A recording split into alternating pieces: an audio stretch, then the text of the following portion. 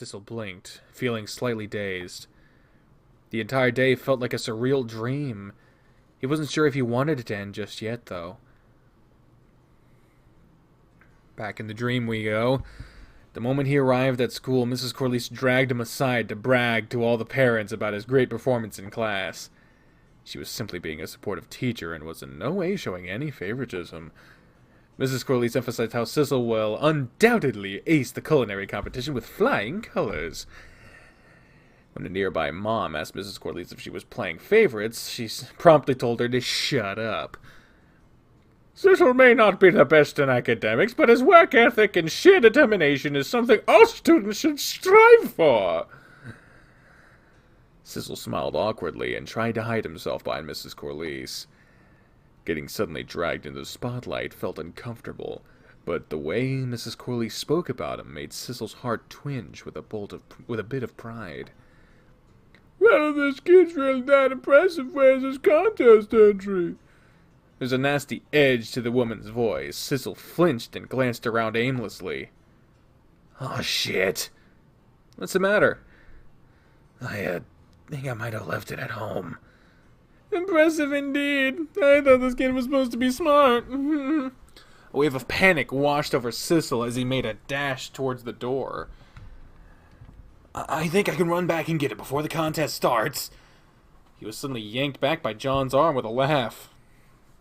You can probably just give your mom and uncle a call instead of running all the way back home. Weren't they on their way to the school anyway? It's Visitor's Day, after all. Right. It didn't really occur to him that he could call home now and expect someone to pick up.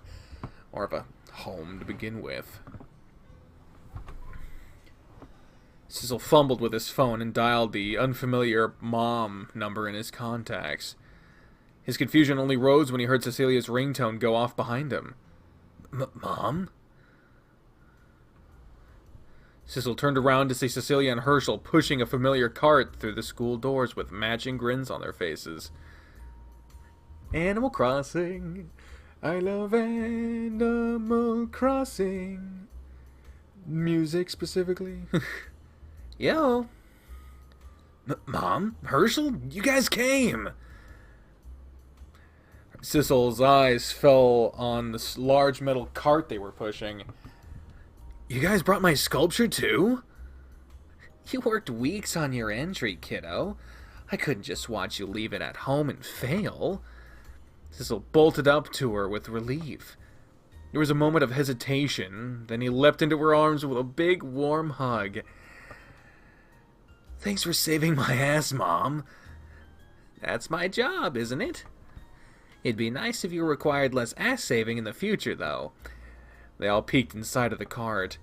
Inside was Sissel's glorious chocolate sculpture of the Capitol building, standing in perfect condition and carved with painstaking level of detail. The woman from earlier scoffed. That's it.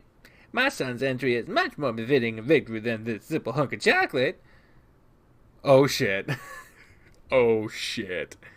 Cecilia squinted at the woman, her smile curling into a grimace. Sissel watched her nervously as she stood up straight and stared right into the other parent's eyes. My son worked day and night to make sure his entry was in tip-top shape. What kind of store-bought crap did your kid bring this time, Helen? I don't know what you're talking about. At least my child got a proper upbringing with his real father, unlike your son's whore of a parent. Hey, now! Sissel felt his mother place a hand on his shoulder. Oh, fuck. Well, my kid can beat up your kid. And probably you, too. Ain't that right, son? I guess. Hell, I could beat you up. Ready to put your money where your mouth is, lady? I'll scramble you like an egg. See, stop picking fights with other parents. You're gonna get yourself kicked off campus again. Yeah, but I'll kick her ass first. Alrighty, let's take a moment to chill and... At this point, Mrs. Corliss jumped in and quickly escorted the other parents out of the hallway before an actual mom-v-mom fistfight broke out. Sissel watched in disbelief as Cecilia flipped the other woman off while she retreated down the hall. Well, before you get arrested for assault, I'm gonna take Sissel's sculpture down to the ballroom for the competition. It'll be another hour before the competition actually starts. Sissel, why don't you show your mother around and show off the work you've been doing in your other classes until then? Hey, it's fine. I can carry the sculpture myself. Herschel laughs and pokes him on the nose. I've got this handled, kiddo. Why don't you take it easy for a while? Sissel, yet again, was struck by how strange it feels to be taken care of like this. He gratefully waved Herschel goodbye as he watched him push the cart away. Turning back to his mom, Sissel was relieved to see she had calmed down a bit. Just a bit, though. The nerve of that woman! Can you believe her? You didn't have to wage war on the other lady like that, Mom. It's just chocolate. I was defending your honor! Her loud declaration drew eyes of several people in the hall. Sissel felt his face heat up, but couldn't help smiling. Cecilia ruffled his hair like a puppy before poking him in the chest. Listen, nobody talks down to my son without a sharp or two. Or a fist. I can take a few harsh words, you know. I know you can take it, but that doesn't mean I will. You're my kid. I'm allowed to be proud of you, aren't I? Sissel felt his face flush with a mix of embarrassment and pride. Yeah, sure. Come on, Mom. I still gotta show you my work from my other classes before the contest starts.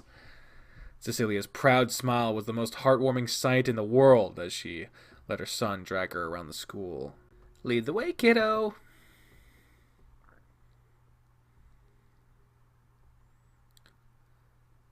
And here's attempt number 43. Cover your ears if you plan on keeping them.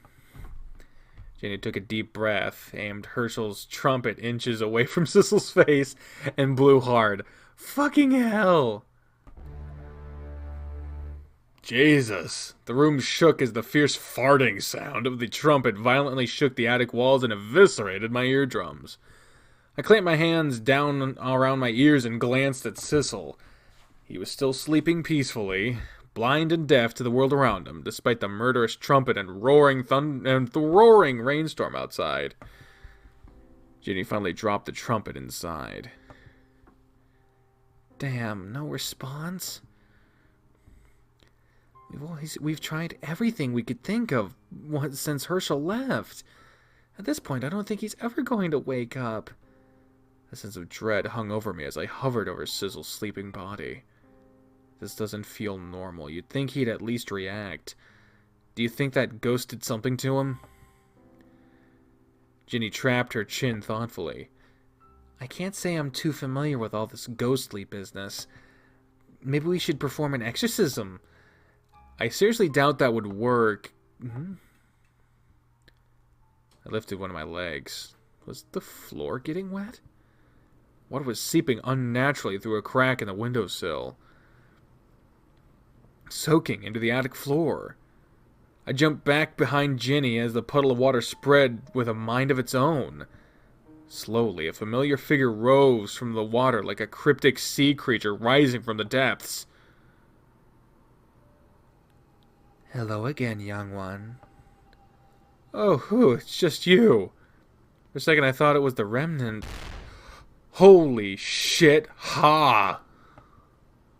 Ginny suddenly leaped forward and tossed a handful of salt into the witch's face. Some of it stuck to her hair, while the rest just fell uselessly on the floor. What was that supposed to be? Ginny jumped back behind me with a glare. An exorcism, obviously. With Walmart table salt. Whoa, calm down. This is a friendly ghost. She just rose out of the water like a knockoff monster from The Ring. You can't honestly expect me to chill with this. It's fine, it's fine. This lady saved me and Sissel from the faceless ghost a few times. We can trust her. Indeed, I intend to help. I turned towards the Black Lady of Bradley, as she casually dabbed the salt off her face like a cat. So, You're here to make sure Sissel's alright, right? How do we help him? The wish turned its head toward Sissel lying peacefully in his sleep. He will not wake up.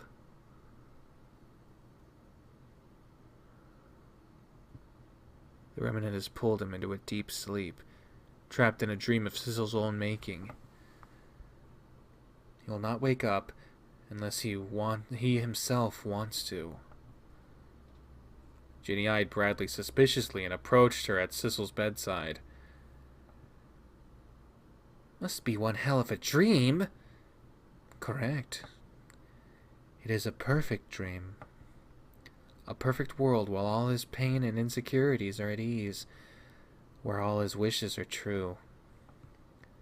He's living in a world where his family is alive and well, raising him through a loving childhood he never had in the waking world. All the opportunities he had missed and longed for is for the taking, and all his regrets are wiped from existence. The purest happiness. Ginny and I exchanged confused glances as we tried to process the wish's words. So, to wake Sissel up, he has to want to wake up? What can we do to help? Bradley lifted her thin, skeletal hand and gently placed it on Sissel's forehead. I will need your help. The remnant has grown stronger. I cannot forcibly break through Sissel's dream. However, I can project a strong memory from one of you into Sissel's dream. Bradley paused. A strong memory. A memory that reminds him of what matters in the waking world, and will convince him to voluntarily wake up from his perfect dream. Bradley turned towards us, an expectant glimmer in her eye. Do either of you have the strong memory Sissel needs? The room was quiet for several minutes as I racked my brain for something useful. Chewing on my lip, I thought back about all my times with Sissel. Do I have anything significant enough to wake him up? I have a lot of happy memories with Sissel in them. Like our camping trip, or the time we stayed at the cafe together. Hell, maybe even our kayaking field trip. None of those memories will work. Sissel is already as happy as he could possibly be in his dream. The wish's voice was blunt and to the point. I flinched, my composure wavering as I thought hard again. I have plenty of other memories with him too, like the times we talked about his ambition to be successful and making Herschel happy, or his longing to have a family. That is just simple talk. Too weak. Bradley examined me carefully. I could feel the gaze of her sharp eyes, even from underneath the curtain of black hair. You are unlikely to have anything of substance to provide. You've only known Sissel for a little over 2 weeks. What are you to him? An infatuation? A crush? Not enough to wake him up from an ordeal like this. You are irrelevant here.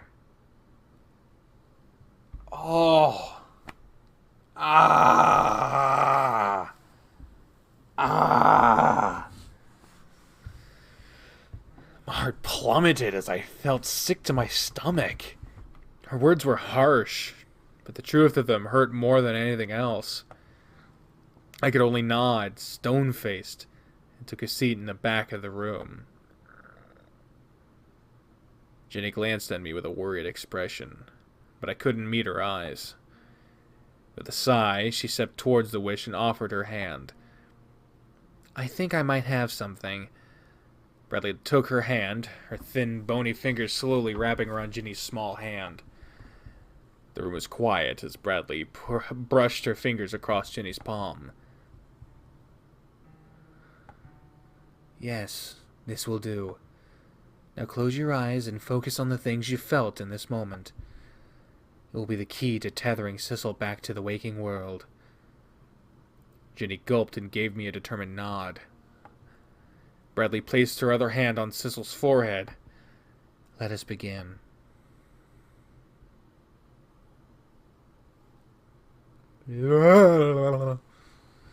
Oh God, here comes the end of the dream. Sissel wasn't sure when the nagging feeling in his chest began, but he tried his best to ignore it. This time he was spending with his family. He wasn't going to let anything distract him from enjoying it. Sissel smiled and tugged on his mother's sleeve as he leave her through Garania's classrooms. Jesus. And this is the art room, where I helped Mrs. Corliss with a few of her sculpture classes. I didn't think sculpting would be very useful in the culinary stuff I was doing, but I'm glad I learned it. Cecilia stared through all the art pieces on the display with a wide smile on her face. Sissel felt his stomach flutter when Cecilia looked impressively at his own sculptures on the display. You've gotten so good since the beginning of the year, and you've grown a taste for architecture too, huh? Nice job, sis. Sissel's face flushed and he grinned. Thanks, Mom. Wait a second. Cecilia jabbed a finger at a particular clay model in Sissel's section. That's a penis. What? I made that one. It's supposed to be a model of the Gherkin building from London. Cecilia nodded proudly. That's a penis. She barked a laugh at Sissel's red face as he dragged his mother out of the art room. Jeez, you're a grown-ass woman. Can't you be a little more mature? 'Tis my job to embarrass you from time to time. Whatever. Anyway, let's move on to the next class already. Suddenly, the nagging feeling in his stomach twisted into a knot, and Sissel doubled over in pain. Sis, are you okay? Sissel staggered onto his feet and nodded. Yeah, don't know what came over me. Oh. Huh? The world suddenly went white. He realized he was wearing his normal clothes, too. What was going on? Sissel stumbled around frantically. Where was his mother? He couldn't see anything. He couldn't... Mom? Mom, where did you go? Even he was surprised by his sheer anguish in his voice as he called out into the empty white. His chest was racing with fright as he ran through the strange nothingness. He was just getting to know her. He didn't want to live without his family again. He needed to find her. I'm sick of waiting. Whoa. A familiar voice suddenly echoed faintly through the empty world. Sissel turned around just in time to see a small figuring running past him. Holy shit. Was that... Whoa. Sissel's heart lurched against his chest as he slowly turned towards the direction the child was running towards. He remembered this. He remembered coming to this window every day, long ago. It was a place of comfort that he had forgotten about. As he approached, he could make out a familiar figure behind the glass. He remembered now.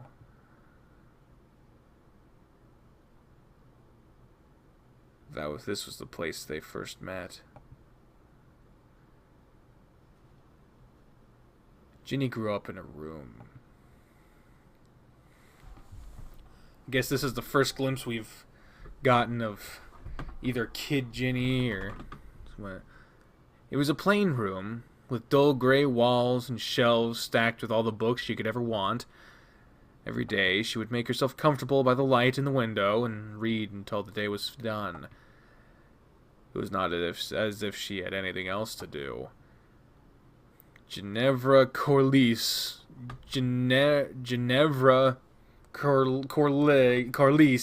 without the E at the end, was a rather useless, defective girl. She wasn't allowed to leave this room. Sometimes she'd look out the window and watch the people passing through the streets. She'd often notice a small beggar boy, hardly older than she was, talking to anyone who would listen to him. Sometimes the grown-ups would give him some food. Sometimes they would give him some pocket change. But more often than not, they'd just ignore him. Ginny always felt a little bad for him, but there wasn't much she could do to help. She was just a useless, defective girl after all. And she wasn't allowed to leave this room. One day, she realized that she didn't have to. Holy shit! God damn, the window slammed open. Hey you, flower girl! Can't be too gravelly. He's younger. So let me... You can read, right? Teach me! The book Ginny was perusing dropped from her stunned hands. What?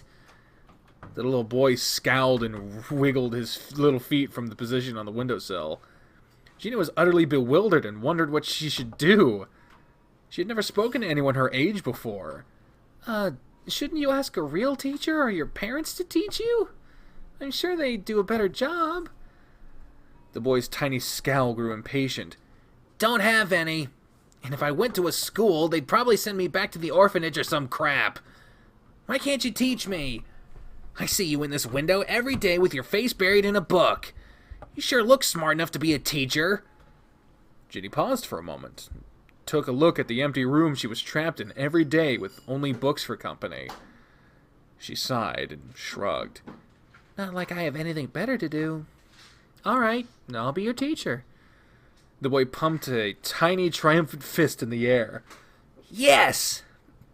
Thanks, Teach. I promise I'll make it worth your while. Oh, look at him chewing on a pen. The boy's name was Sissel. He wasn't the brightest bulb in the box, but he worked harder than Ginny could have imagined someone his age ever could. Every day, Sissel would climb through her window and demand the next lesson of their little reading lessons. Sissel bashed his way through Ginny's books and workloads with reckless abandon. She couldn't help but feel a rush of pride every day when a little beggar boy thanked her before sneaking out her window. Ginny had never helped people before. One day, during one of their lessons, Ginny absentmindedly asked Sissel if there was anything he wished for. Any big dreams or big goals in life? Sissel stopped chewing on his pen and grew quiet for a moment. Well, I used to have a dream about having a family. Ginny blinked, surprised. I used to think they'd find me one day and I'd be able to grow up like a regular kid. You know, with a mom and a dad. Then I'd go to school, get a good job, and live a successful life. Something like that. That was all it was, though. A dream. Ginny glanced at her friend with worry. You don't dream of that anymore? Sissel suddenly stood up and looked at Ginny with a mix of anger and determination. Sure I do, but what good is dreaming gonna do? I'm sick of waiting for something that will never happen. I'm sick of waiting. Any old idiot can dream. Any old idiot can wish for something their entire life and hope that it happens. It takes something else entirely to grasp that dream with your own hands and work for it, to fight for it. Nothing worth getting is just gonna fall into your lap with no effort. Sissel turns towards Ginny, a proud and grateful grin on his face. What can I do today to work towards my dream? I saw someone that could teach me to read and help me grow into a better person, so I grasp it. I'm going to learn to read, then I'm going to be able to take on better jobs and learn new things. After that, I find something I'm real good at, and I'll make a good life off of it. The younger Sissel looked at Ginny, his face full of pride. And then I'll finally pay you back for your faith in me, Teach. I don't have a family, but I've got you, don't I? Ginny could only stare up at Sissel with a dumb, happy smile across her face. Huh? Teach? Are you crying?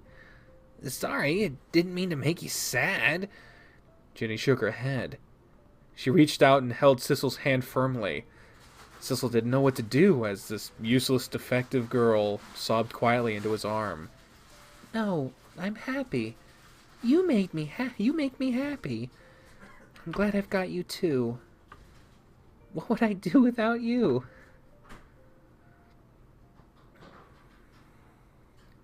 Sissel stared as the memory of his younger self slowly faded into white.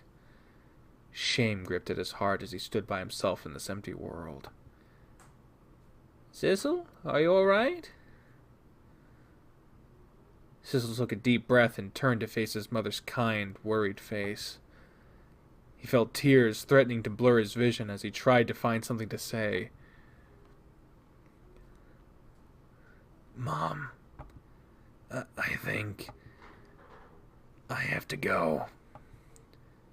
Cecilia Bradley frowned with concern and placed her hands on his shoulders. So soon? Are you sure? Sissel nodded. His hand reached up and grasped his mother's. He didn't want to let go, but... You're dead. The words left Sissel's throat as tears streamed down his cheeks. You're never coming back. I can't stay here. I've got people outside waiting for me. I can't afford to let them down. Cecilia Bradley's face softened. Her hands brushed Sissel's face and gently wiped away his tears. I know. She pulled Sissel close into one last hug. Sissel held her close, burying his face into her shoulder as tears continued to fall. For what it's worth, I'm proud to call you my son. Sissel smiled, wet tears rolling down his face as his mother slowly disappeared. Her words etched into his heart. The white dreamscape around him rumbled slowly as cracks began to form. Slowly, it began falling apart. He was ready to wake up now.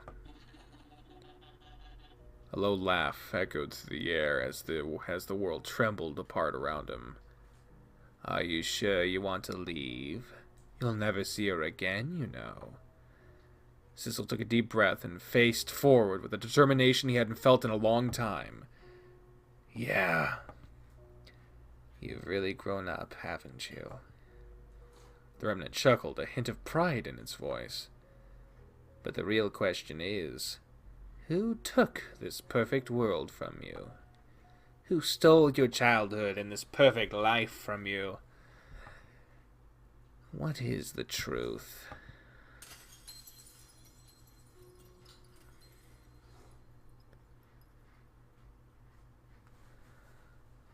I crouched over Sissel's bed and anxiously watched as Jenny and Bradley rested their hands on Sissel's forehead.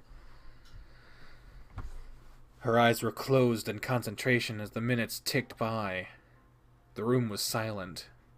Slowly, Jenny's eyes fluttered open as awoke from her daze.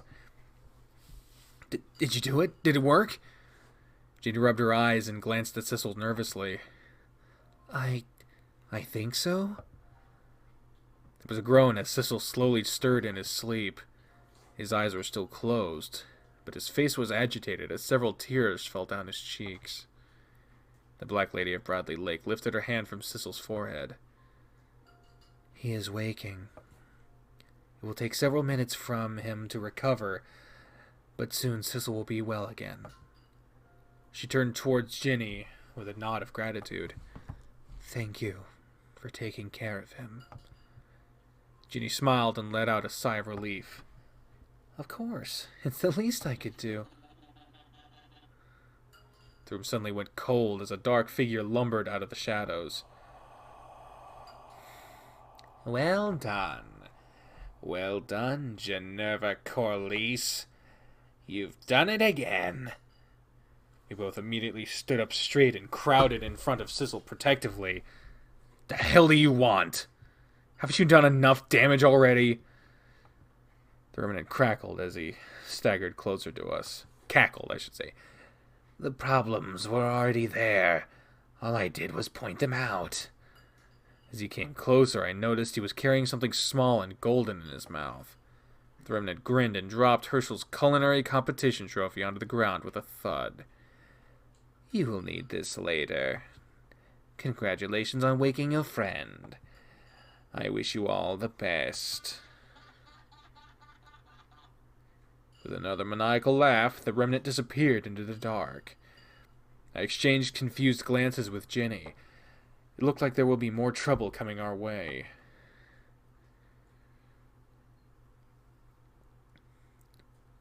It was another 10 minutes before Sissel finally opened his eyes. Words could never describe the sheer relief we felt. Ginny and I fussed over him, asking if he was all right, if he was hurt. Sissel stared at us blankly for a moment, still dazed. Then the first thing he did was sit up and pull Ginny into a tight hug. She was surprised at first, but embraced him with a laugh. Hey, sis, glad to have you back. You feeling all right? I'm just glad to be back. It's nice to see you, Teach. Oh, and John, too. A wave of relief washed over me as I rested a hand on Sissel's shoulder. I did my best to bite back the involuntary bitter feeling in the back of my head before smiling at him. You nearly drowned in a lake, and were unconscious for almost 2 whole days. Are you sure you're all right? Herschel's getting a doctor to check over you right now, but... I glanced at the window at the violent rainstorm screeching outside. Looks like it'll take him a while to come back. If he does, I'm fucking worried about him. I should probably send Herschel a text message to let him know Sissel had woken up. But you had no signal. Sissel flinched at the mention of Herschel and glanced at the door. Is Boss still mad at me? No, of course not. You should have seen him. He was so worried about you. Herschel fussed over and took care of you the entire time you were unconscious. Sissel grew very quiet and hung his head low. Oh, right. Boss is my uncle. Yeah, wait, what? Ginny and I gaped at him. When did this happen? Sissel chuckled, but there was a heavy look on his face. I guess we have a lot to catch up on, huh? I guess so. To be continued, mother fricker. All right. Well, that does it for the repeat update. Good Lord, man. This was an emotional one. And not like in the echo and stuff, typical like emotion where it's just overwhelming. This one is just, it has a lot of emotion in it. Damn. Damn. There's a lot to unpack there. The idea of what he really wants the most. The idea that the remnant's intentions were to just show what was obvious, or at least what was there.